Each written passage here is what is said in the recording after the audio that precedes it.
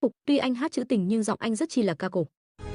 Giờ tan mộng ước nay em về vui với người ta, phần nghèo anh mang ôm niềm đau đau đớn muôn phần.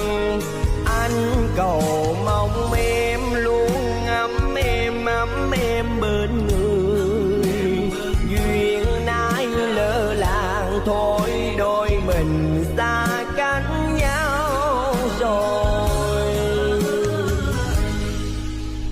Giờ tan mộng ước nay em về vui với người ta, phần nghèo anh mang